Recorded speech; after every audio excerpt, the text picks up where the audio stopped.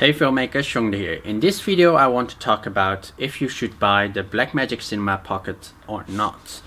So I bought it and I've sold it. I didn't sell it because of that it was a bad camera. It was actually a pretty good camera to use, and especially the looks of it was very nice and can make it really cinematic with a lot of the shots.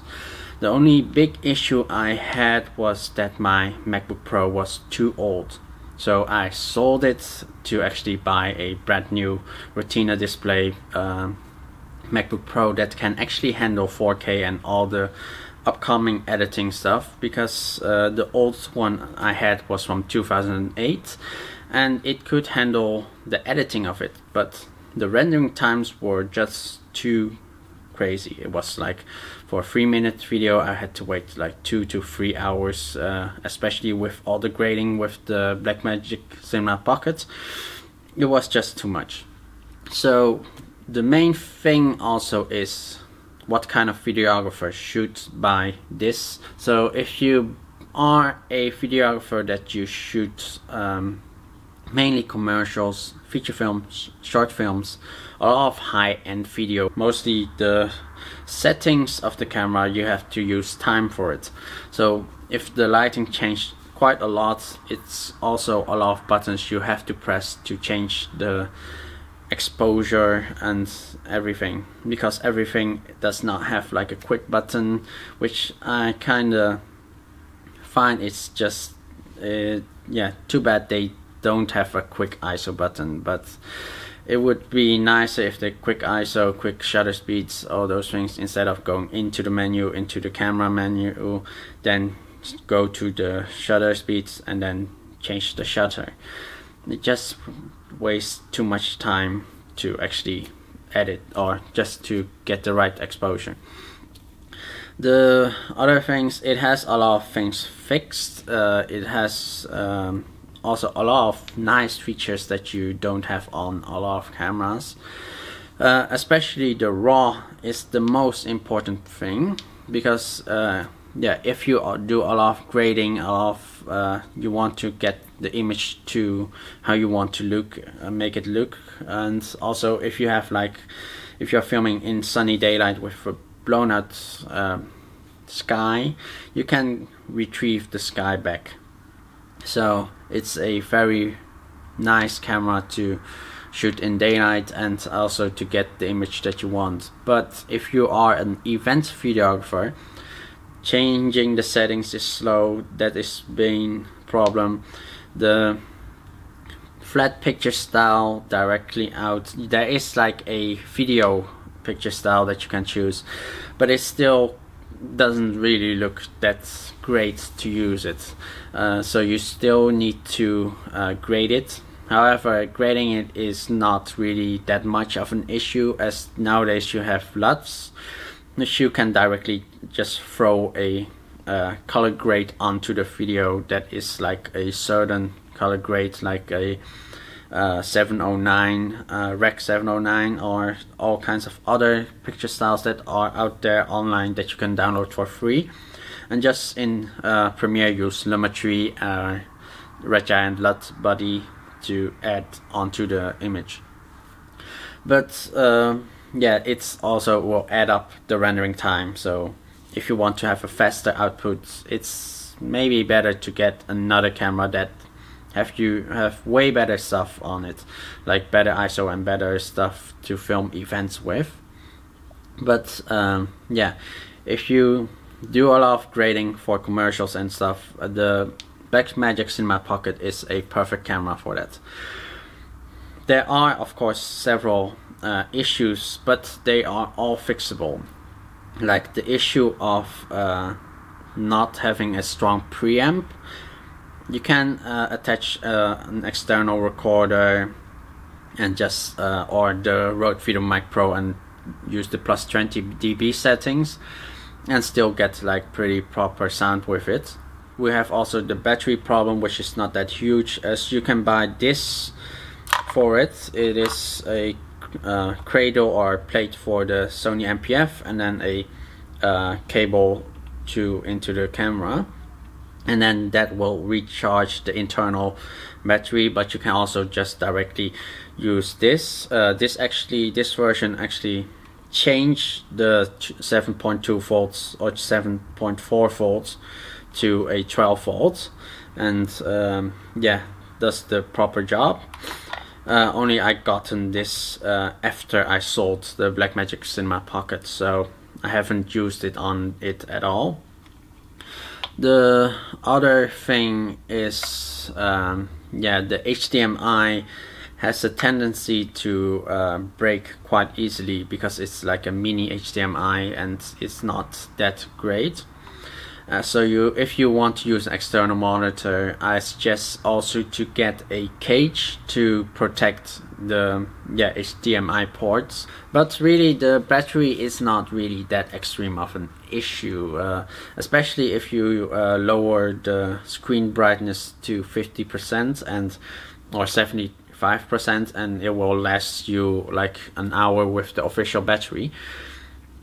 And I've done actually like several of the videos are actually shot just using one battery and just walk around here around just around the block, and yeah, I was able to shoot like 4 hours and enough to edit a quite nice video with it. So for certain events I would say it's quite doable, but I have to say the settings, changing the settings is just really annoying.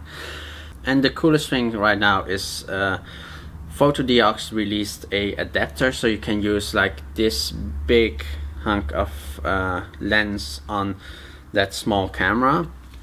Especially I've already tested it, several other lenses out on the Blackmagic Cinema Pocket, and yeah, the zoom range is just insane with these. And yeah, it's just going to help with certain shoots using such a large zoom lens. But these lenses have like way better gloss and all kinds of things like being parfocal and really nice focus and zoom compared to a actual photography lens or cine lens. So these are like built for TV cameras, and these are really great lenses to use. The current time frame should you buy it in February this year, there will be several cameras that will come out at CP Plus. Rumor mills are saying the A7000, there is talk about that it might get 4K, but a lot of people are not sure if they would think it would be 4K, because then it would compete with the A7S, but A7S is like on a different level with the high ISO those. So there, however, from Panasonic there is the G7 and a GX8. Those are high probability of being 4K cameras.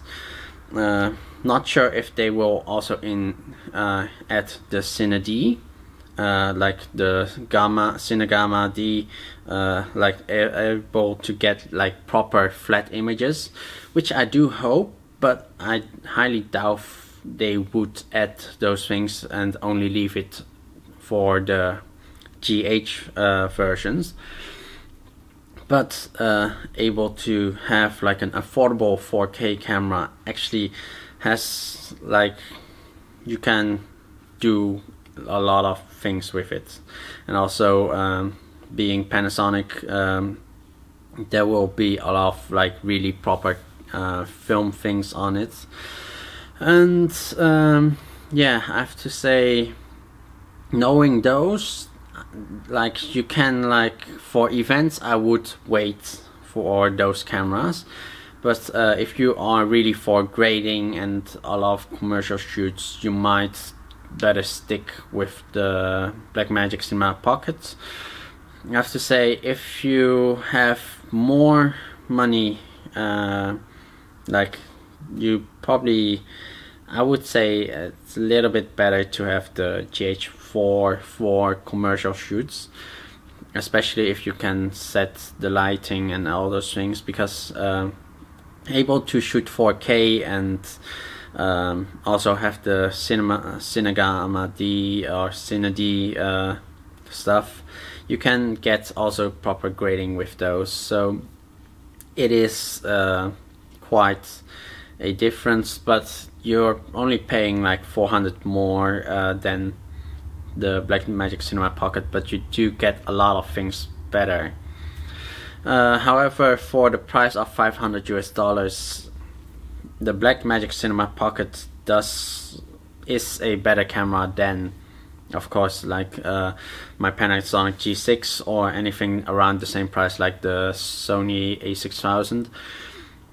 Those don't have that flat image styles and don't have the internal RAW. Only thing is that the Blackmagic Cinema Pocket does not have like anything for slow motion and is not that great in low light. However, I already tested it in low light at night using an f1.8 lens with a speed booster with only street lighting. It is quite enough for a lot of the locations to get like enough light for those. However, in clubbing and events, it's probably not enough, which with my G6 is sometimes not even enough. I would have to push it to ISO 3200 and it's still like slightly too dark. But yeah, I have to say it's really up to you measuring between the two. But if you are really into grading, I would say the Blackmagic Cinema Pocket.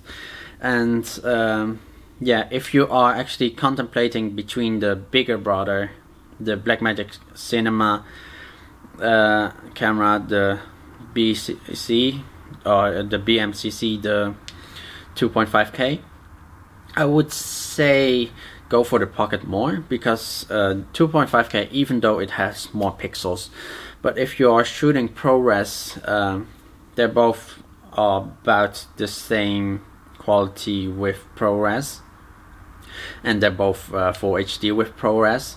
They don't it's not 2.5K in ProRes, so they're both about the same. The crop factor on the bigger brother is odd, 2.4, so there's no you don't really gain a lot of things with it.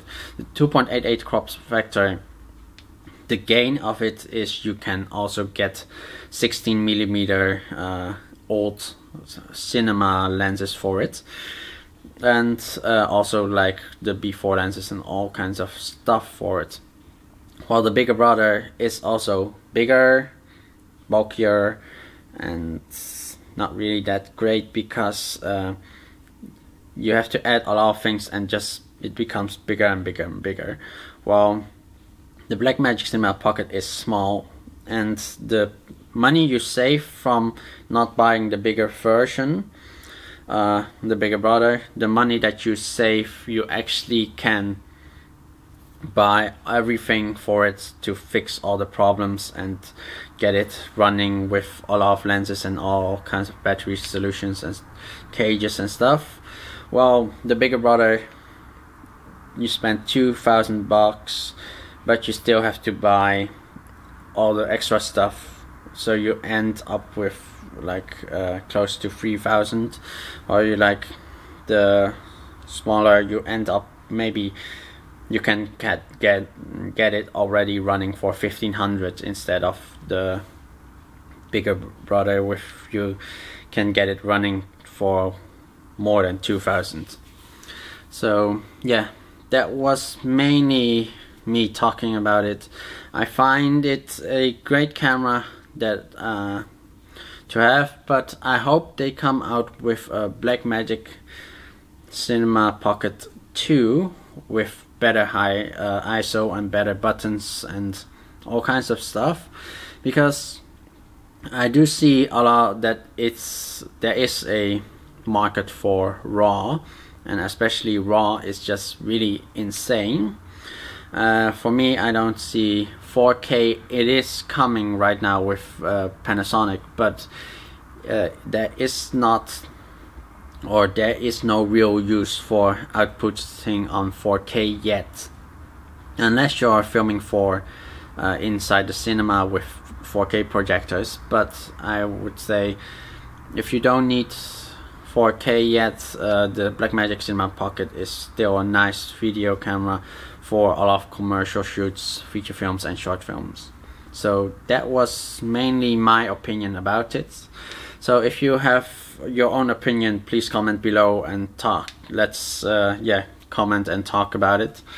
If you have any questions, also comment below, and if you want to see more upcoming videos, please subscribe, and I hope to see you next time.